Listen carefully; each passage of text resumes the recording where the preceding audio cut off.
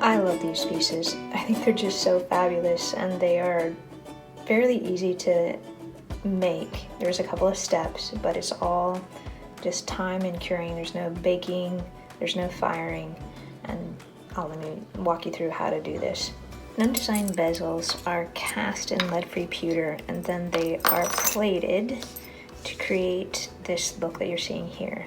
So these pieces were plated with a 0.99 fine silver, and then they are oxidized to give it this aged-like look.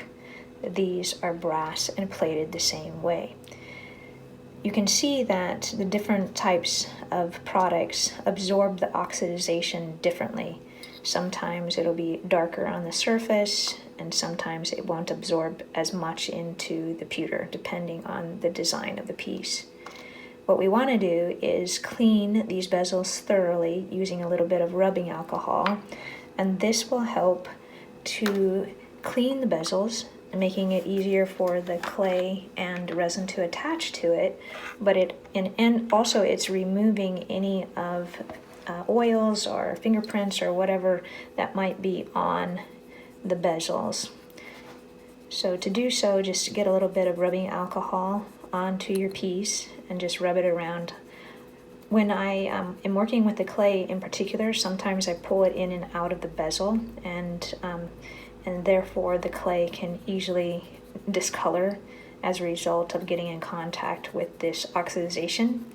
Now, it absorbs into the metal, and that's why we put it on here, but the stuff is still on the surface. If you don't want it to get into your clay, you just take a moment to clean the different bezels.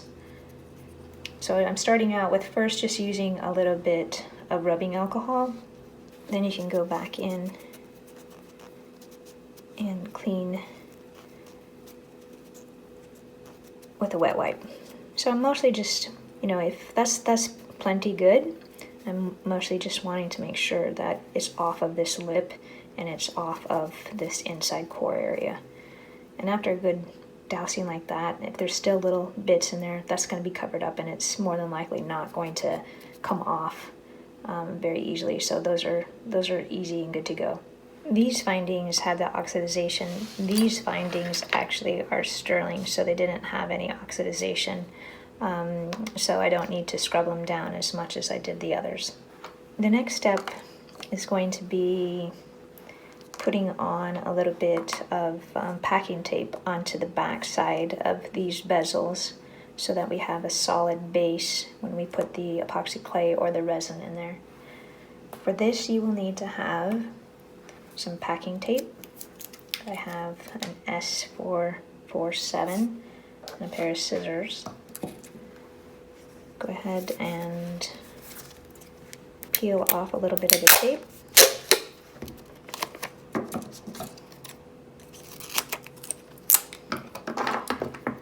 Look for a section of the tape that doesn't have any of this kind of mottling, because that will actually show up when you release this off of the back side of the bezel. It'll show up in the clay. So place your item down onto the tape, and then I'm keeping my fingertips away from that tape because even the imprint of my finger will show up in the clay, which could be cool in itself, right?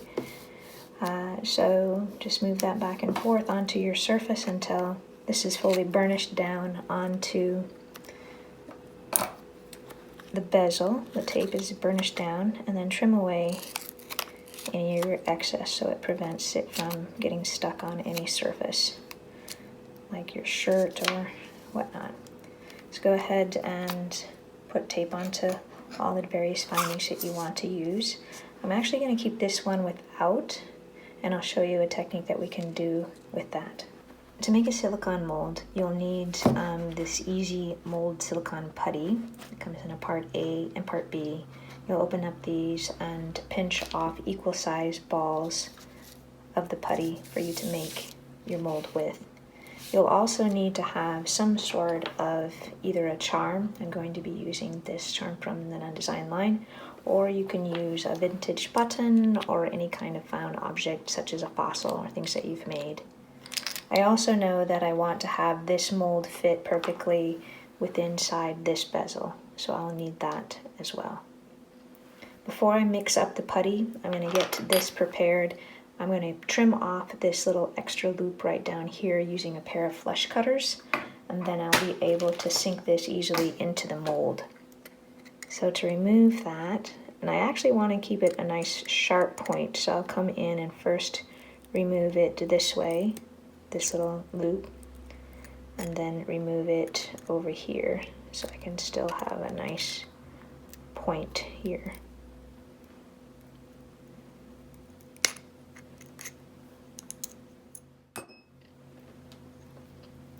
Other things that I'm going to need to do is take a little bit of olive oil or baby oil. I just have a little bit in a dish and I just put some onto Q-tip, and I'm going to just smear it around onto the item that I'm going to be embedding into the putty, just to make sure that it can easily release, because we're going to be taking this out really quickly after we press it into the mold.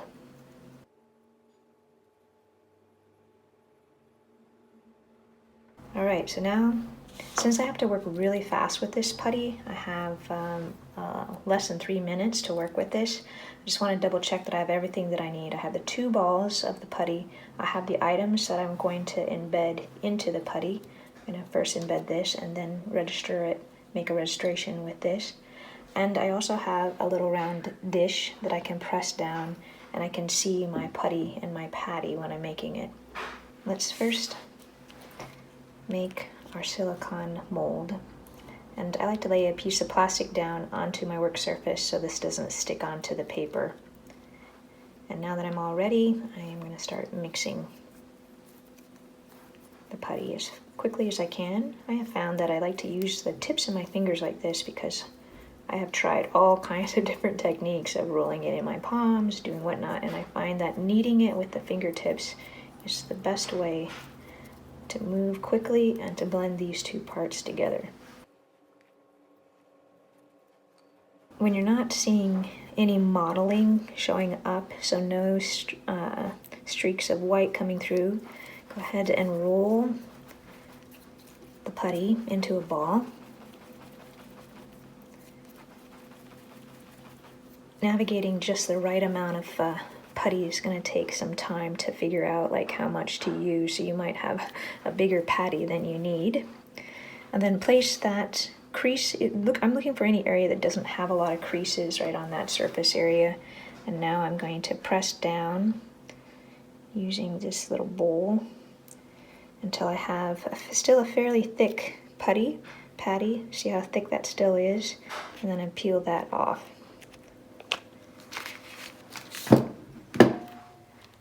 You can either flip that over and use this side, you know, depending on whatever looks like it's going to be the smoothest. Go back. All right, so now that I have my putty patty, say that 10 times fast, you press the item that you want to have the impression down into the mold until it's down in there. You're not going to want to go all the way down and bottom out to the bottom. You just want to go far enough down. And then the trick with this is you're going to want to pop this out as soon as you can. You're going to remove it. And now we're going to take the item that we want to embed. I'm thinking about like having enough room on the top part for the loop. And I know that I want the design to be slightly off-centered, so I'll go ahead now and press that down into the silicone putty.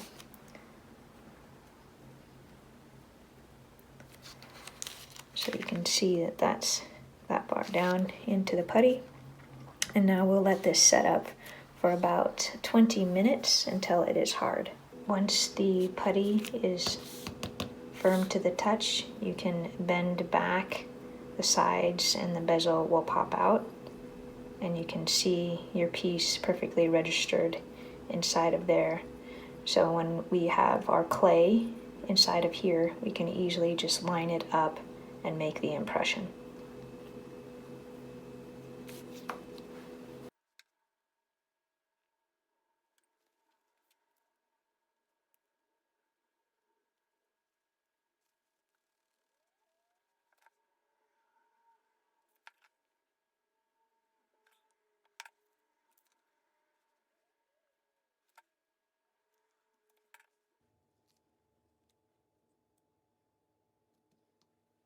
Creating a mold just using this and not doing the registration is also ideal if you have, let's see, something that you want to use kind of like a generic model so that I can just use that impression. The thing that's nice about making the registration is that it's very easy to make an impression and then not have it quite register right or be slightly off. So you can make a generic mold, just don't press down that bezel, and then you can use it for any item. It just is a little bit faster when you're doing production to have that registration. So now we have cleaned the Nunn Design bezel, we have put tape on the back side and cleaned them, and we have made our registered molds that we want to work with, and we're ready now for the next step. We're gonna go ahead and mix a batch of the crystal clay. Just go ahead and open up your package. Inside of the package you'll have some gloves and you'll have some crystal clay. You'll also have a little applicator with a little beeswax on a tip on the top, and that is for embedding chatons and such into the clay. We won't be working with that for this project. Next I'm going to go ahead and open it up and take the gloves out and the crystal clay.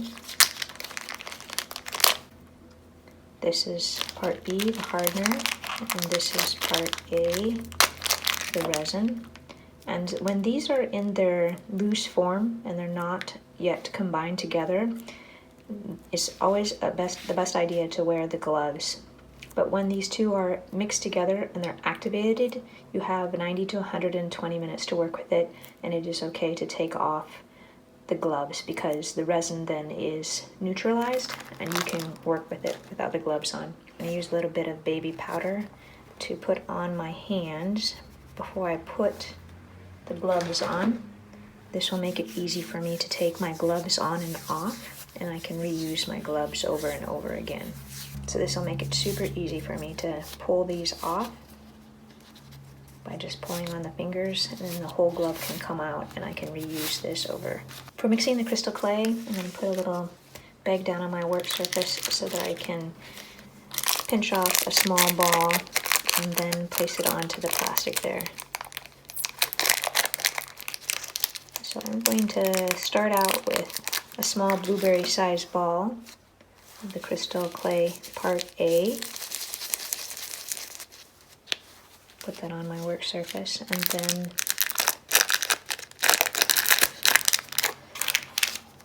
I got a little bit of that A. I just want to keep these clays separate so that they don't get activated and harden. And I had the A was pretty sticky, so I went ahead and wiped down my gloves just in case I had some still in my glove. So I have a part A and part B. I have too much of the B, so I'm going to put a little bit of it back.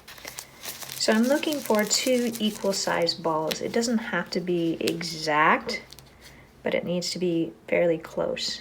So that's pretty darn close. Once you get into production, you can actually weigh these and make it an exact measurement, and that will speed up your production time. Alright, so I have my 2 balls of clay, and I'm going to go ahead and blend these together. See, this is where these gloves are just too big. See, my fingers are like too small, so it's hard to blend this clay using these gloves. You can also use, there's a really nice latex glove that I like. It makes it super easy to work with the clay.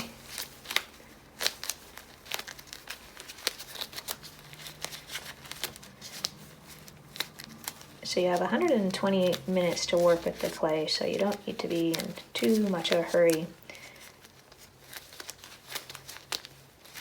So blend your clay together until it's no longer marbled and it's blended completely together.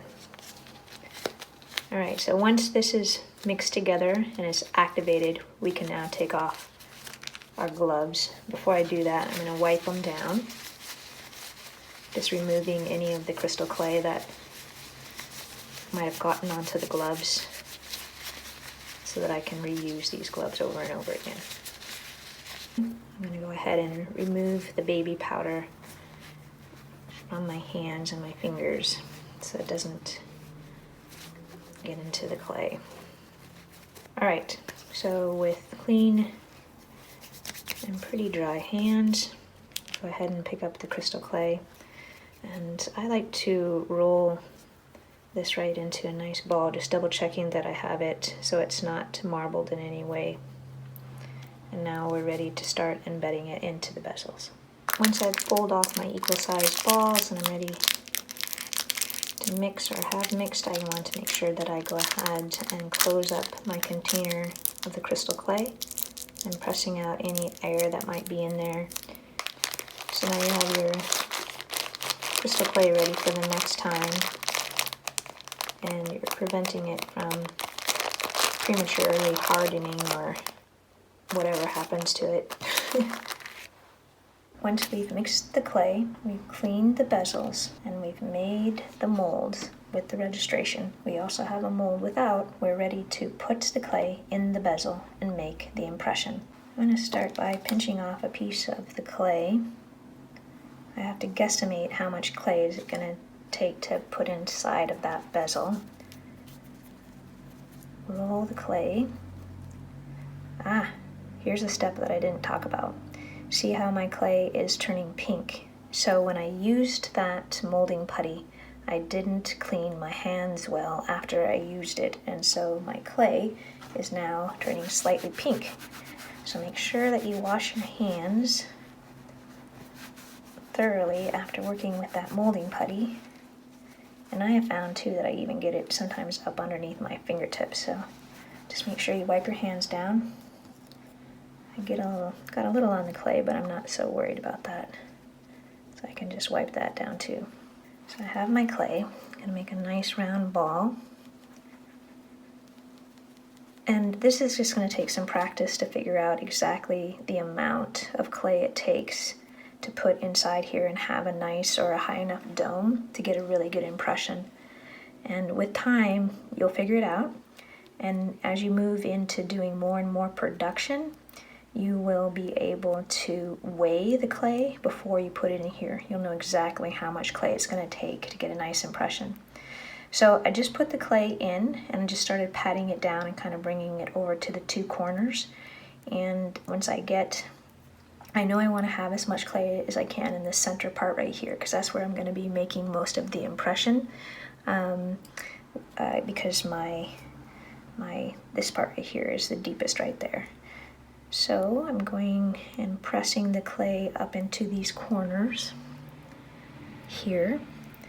And if you need to, you can take a toothpick and go into that corner and press it up into there. And then I'm coming back on the other side and doing the same.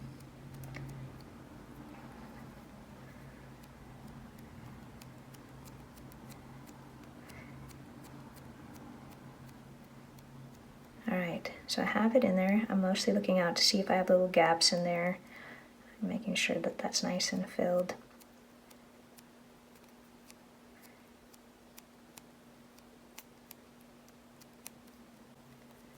Alright, so now I'm ready to make the impression using the mold that we made. And this is where it's handy to have this registration. I can kind of see where that needs to be placed prior to pressing down. So I'm looking to see that I'm lined up as best as I can, and then I'm slightly pressing down on the bezel itself. And I'll put this down for a second because I have clay on my fingers. And I don't want to put that all over the bezel, so pressing down. So I'm pressing from the back side of the mold, and I'm pressing from the top side of the mold. I can see that I have a little bit of the clay coming out on this side, so let's see how we did. And then you can see your impression that you have within the clay. Now I actually like it to come over on the side edges some places and not on others. So I leave that, and when we go ahead and put the resin on the piece, you can see sometimes it is over and sometimes it's not, and so I can adjust that when I put the resin over the top. The main thing is I'm just wanting to make sure that it looks, you know, somewhat clean. So I'm coming around on these side edges here, because if there's any clay on these side edges, this will harden like cement. And then you're going to let that set.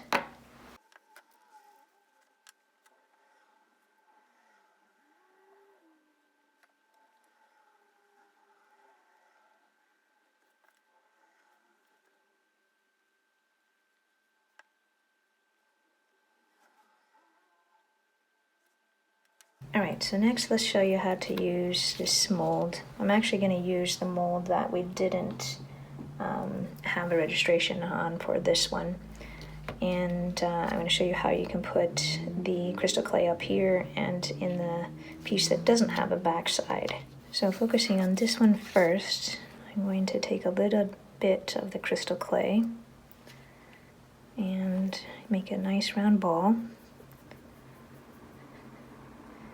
And this is another one of those things where you have to guesstimate like how much clay it's going to take to go inside of this ball, and not to be like too much. So I'm going to pinch off a little bit more, and I'll show you how we're going to do this one. On this one, we're actually going to come in from behind. So it might not be that interesting of a design with this because it's such a small little space. Let's give it a shot. Alright, so when we push this clay back into that ball, it's going to be wanting to stick onto our fingers. So I'm going to wipe my hands down really well before I insert that.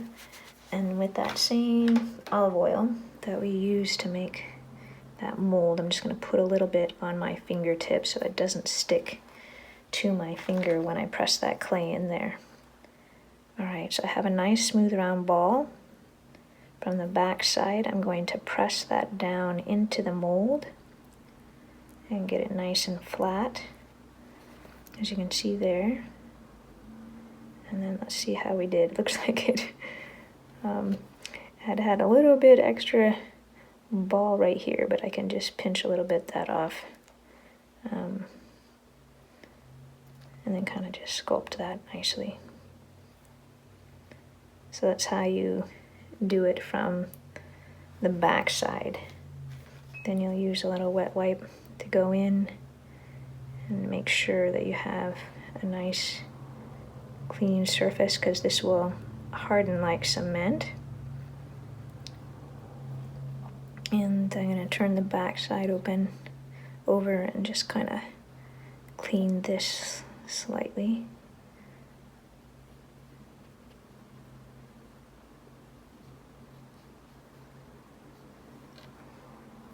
And then to let this dry so it doesn't stick to the surface, you can use a toothpick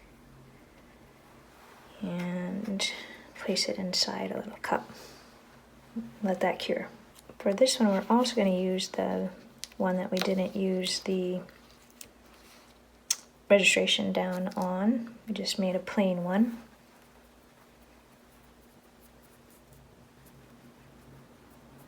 Take your clay and make a nice round ball. And then press it down into the bezel. This is going to be a little bit more tricky because you're going to want to make sure that you get it down into those corners there. So doming it, and then I'm bringing it over into that corner. And then I can use one of my toothpicks to go in and help guide it down into that corner. If you don't do this, you will have a little hole pocket in the bottom there on the other side.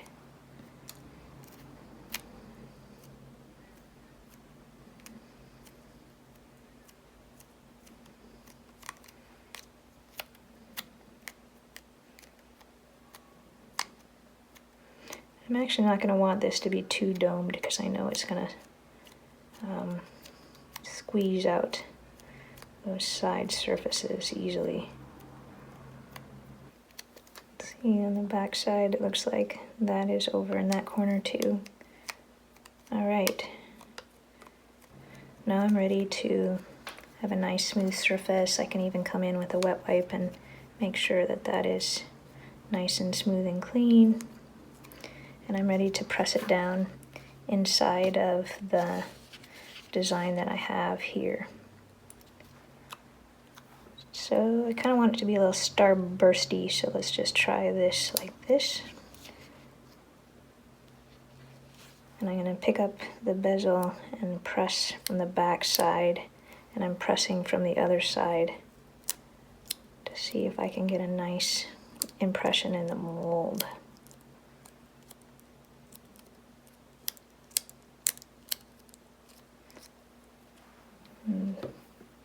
There we have it. See what I mean? Like sometimes it comes over the edges, and I kind of like that, and I leave that be for when I put the resin onto the piece. So before you let this cure, just come on in here and clean up any of the crystal clay on the surfaces that you don't want it to be. And if that wasn't a good impression for you, you can pat that down and do it again. Next, we're going to need to mix up some of the Nunn Design resin, and then we're going to colorize it with the Castin Craft Opaque Pigments. Go ahead and powder fully your hands. I just did mine over my waste paper basket. Just put powder all over my hands. It makes it easy for me to get my gloves on and off, and I can reuse these same gloves over and over again. To mix the resin, you have to have a 1-to-1 ratio exactly of 1 tablespoon to 1 tablespoon. And you have to mix the full cup in order for the resin to be properly activated. So you want to fill up to the first 1 tablespoon, always with the part A, and then up to the second tablespoon, always with the part B. So I like to get down right next to my resin, so put it down on your work surface, nice covered area, and you're going to pour in the part A. Go ahead and take the lid off, then get right down next to the resin so you can see that line and know exactly when you've hit it. So I'm pouring, and my bottle is tilted quite a bit up so that I can have a heavy flow because I'm putting a lot of resin in. And then as it starts to get close to that line, I'm putting the base of the bottle down closer to the table, and I'm waiting till I get right to that line. So I'll have a very thin flow, and as I hit that mark right where it's at, I'll go ahead and twist the top, and I'll use one of my wet wipes to wipe away any resin that might have spilled. And so I have a nice clean top. And put my resin top back on. Go ahead and turn that corner over where that resin was, and you're ready to pour the part B. So we're going to do this one up to that 2 tablespoon mark of the part B. So bring it right down to the surface. Pour, pour, pour. It gets right to that line. And as it starts to get to that line, I'm twisting my top, ending the flow, and I'm right at that 2 tablespoon mark. Go ahead and wipe away the excess resin that might be on there. Put the lid on. Now we're ready to time ourselves for 2 minutes.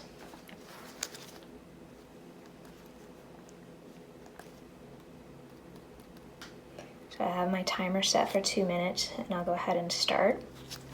And with one of the stir sticks, I'm holding at the base of the resin.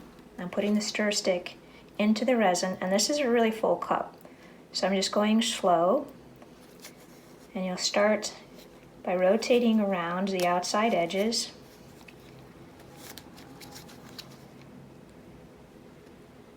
You can see that the 2 parts get cloudy right away as they start to activate and come together. So I'm going around the outside edges. I'm also scraping the bottom of the cup.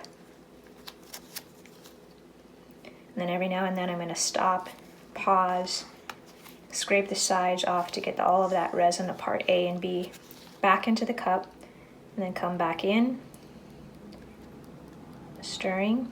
You can also rotate it around with your fingers, holding it at the base. Stop and scrape the sides.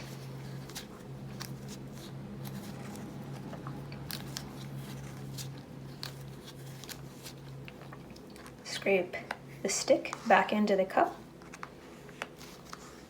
and keep going. So it's a minimum of 2 minutes, but what you're really watching out for is as these two parts, A and B, become more and more mixed, they will get less cloudy. Don't worry too much about those bubbles inside of there because those will have ways to deal with. So scraping the sides and the bottom. Scraping into the cup.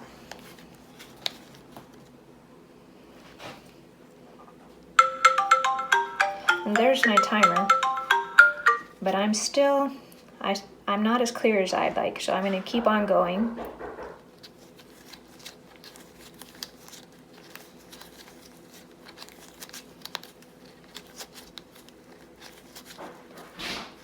And then at the 10-minute mark, or at the 2-minute mark, or when it starts to get nice and clear like this, we'll be ready.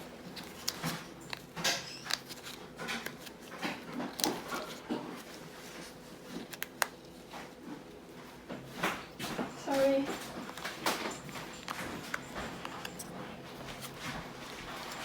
So with my stir stick, I like to either place it into a cup so that I don't have a lot of resin getting on my surface, or I can also put another piece of plastic down so I don't have any resin getting on the surface. So you can go ahead and let that sit for a couple of moments and let all of that those bubbles rise to the surface. And as you can see, they're starting to pop. But as they rise, they'll expand. The air will expand and they will pop. After your timer goes off, and if you still don't have a nice clear mixture, just continue to stir, rotating the cup, stirring, scraping the sides. And then as it starts to get very clear, go ahead and scrape off the top, on the top part, mixing stick. And then I like to place mine into either a cup or onto another piece of plastic and let that dry, because I can reuse that stick over and over again. And as the resin sits, it'll start to have the air bubbles come to the surface and they'll expand and pop. You can also place this under a nice lamp, and the heat of the lamp will also make the bubbles pop. Next, we're going to add the colorized resin over the top of it to give it that glazed-like look. So I've mixed up a batch of the Nunn Design resin, and I have an extra cup. I'm going to go ahead and off pour into my second cup 1 teaspoon of the resin, and then I'm going to add several of the colorants of the Castin Craft to create this mercury. And I have a little cheat sheet for myself. This is all on the website, a nice tidy version, but we're going to be making this formula here, adding various portions of the various colorants. We're going to use blue, a yellow, a white, and a black for this formula. So what you'll need is your resin poured off into the cup, and then you'll need some toothpicks to add the colorants to, and then you'll need the colorants themselves. So I'll go down, I get right down next to the cup so I can see when I hit that 1 teaspoon mark. And there we have it. Set this one aside, and now I'm ready to add my colorants on. So it takes 1 toothpick of the white. So a toothpick is a pretty good size. It's like that amount. So that's how much it is of the white. And then as we're mixing, we might come back to these, so I'm going to leave that over there on the side. The next one is a tiny toothpick of the black. On the black, so you're going to want to make sure that you shake this up thoroughly every time that you use it because the black separates. And let me show you what a tiny toothpick of black looks like. So I have a little bit on the surface, but I'm not sure if that's pre-mixed or not. So I'm going to bring up some to the surface. I only want a tiny toothpick on this one. So this is a tiny toothpick.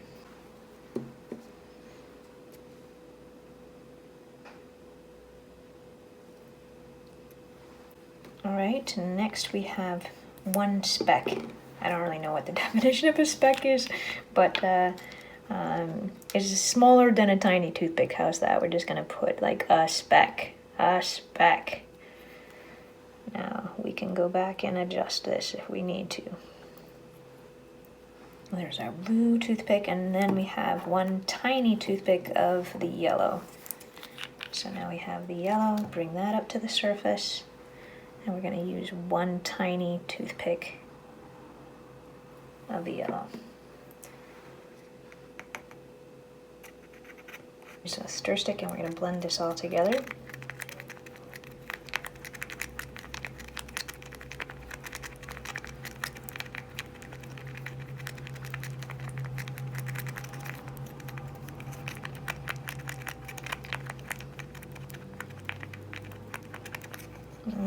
Let's see how we did. I think we did really, really close. Kind of hard to see really well in this light, but we came very, very close to this, to the formula that we were looking for. Maybe I would add, maybe just a tiny, tiny, little bit more of the black in there.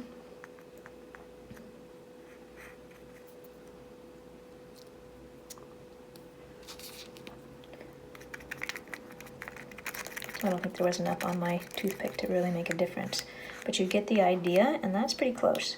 So next we're going to bring over some of the pieces that we need to cover with the colorized resin.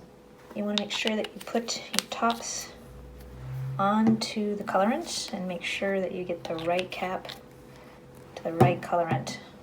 Okay, so we have our colorants mixed up, and we're going to add them onto these pieces that we have ready, and these are hard to the touch, so they're ready for resin. Before we do this, I'm going to create some cards, adding a little bit of packing tape onto them so that we can place the cards, place these cards on our surface, and then place the pieces onto those.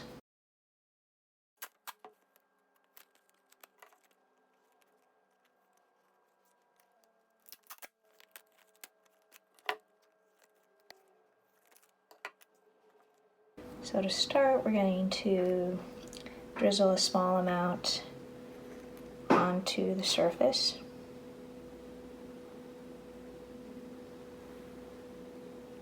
And I like to work with multiple toothpicks here. Hang on for a second. For some reason that's not feeling right in my hand. I'm trying to, the other end I used to colorize the resin, so I didn't want to get any of that resin on my hand. Alright, so I'm drizzling some down over the top of the bezel where the crystal clay is. I'm going to zoom in here a little bit tighter so we can see exactly what I'm doing.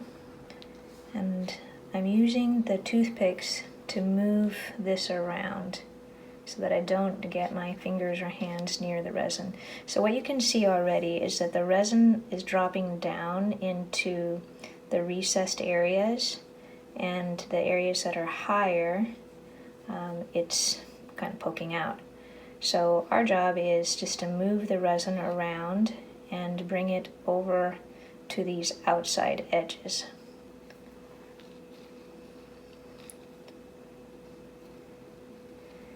I'm having a hard time seeing through my camera lens, so I'm going to come down here so I can get right down in here. And some of the areas that I had that were a little bit higher, these are a little bit more challenging to bring, just bringing it over to the edge there. So the resin wants to get to the side edge, and then it just stops right where it is. And then you're gonna need to just double check that you don't have any air bubbles on the resin. And you can do that by blowing on it with your hot breath. And that will help any of the air bubbles dissipate. I don't know what that is. There's like a little dot right there or something. That might have been in the clay, huh? So we're gonna let this cure for a good 12 hours. It'll be hard to the touch and it'll continue to cure for 72.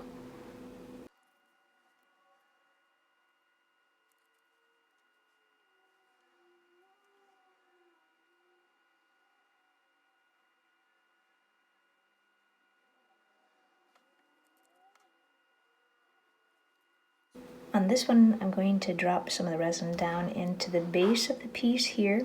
And so my resin is starting to get a little bit thick. So I'm just going to place it into the base here.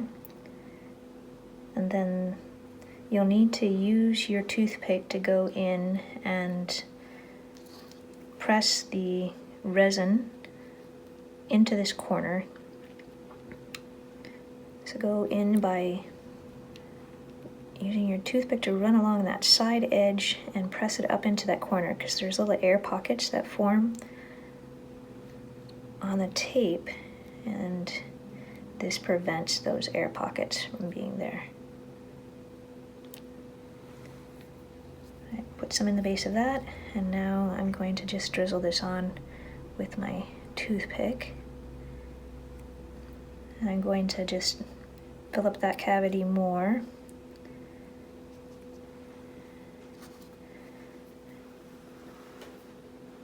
And come down in here and use my toothpick to pull that resin over to the side edges, covering up all of the crystal clay.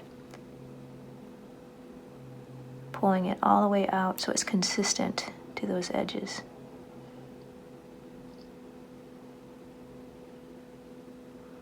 Looks like you got a little hair or fiber in that one.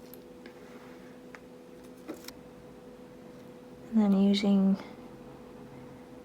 I have a little clay right here I didn't take care of before I put the resin on. Yikes. Alright. Go ahead and pick up some of that resin. I'll let you in on a secret. My crystal clay isn't fully cured. It's nice on this particular one to have this cured, because if you're poking around with the clay, it's easy to disform it. And then double check to see if I have any air bubbles in there at all by using my hot breath. And I have one tiny one left to do. Move this one down over here.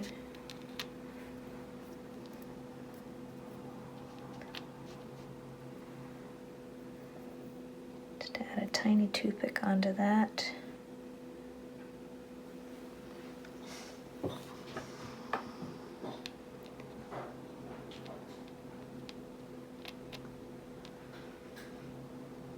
Pulling the clay down to the sides.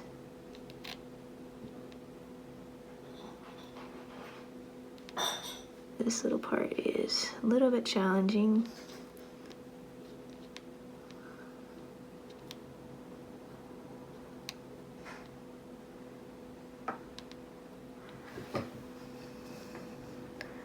Alright.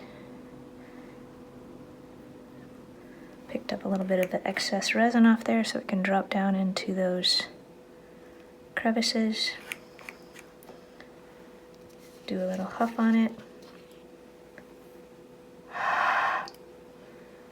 And now we'll let all of these pieces cure. I have a little extra resin in my cup, so I'm going to pour it into my mold.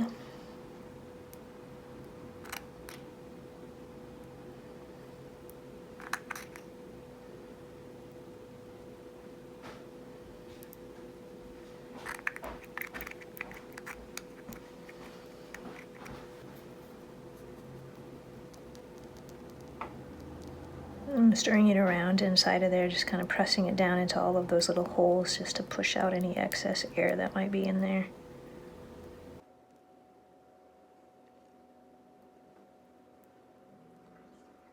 I can use my hot breath to get that air to come to the surface.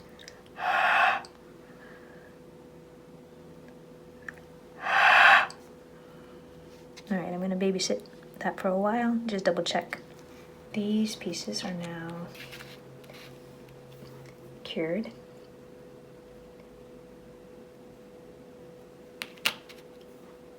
If you had any resin overflow, I didn't have any, but it is fairly easy to clean it up. If it overflows, just keep it on the tape covered card and just let it cure.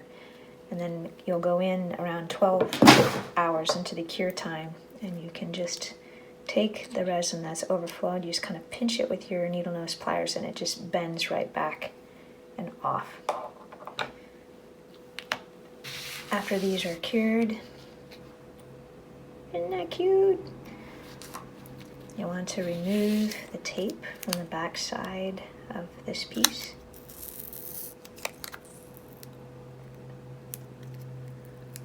Oh, there's some resin.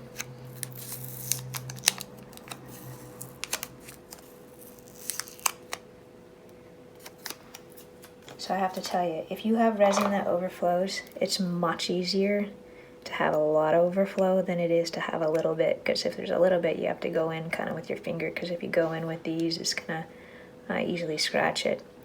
So there it is right here. It's a little bit of resin that overflowed. It's a little bit harder, especially if you don't have any fingernails.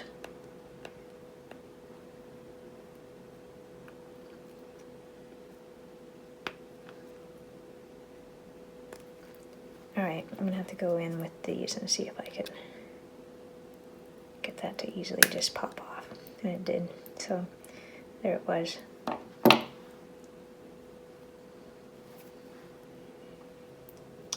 So the back side of this doesn't feel very sticky at all, but I'm going to show you how to clean up any of the stickiness that might be on there. You'll use this great little product called Goo Gone. Just squirt or drizzle a couple of drops on there. It takes about 3 minutes for it to set up, and then you can scrape it off. After 3 minutes, I'm going to come in here and zoom in. I'm using the stir stick, and you just scrape this. There's some right there. You can see I have a little bit of the stickiness on that back side.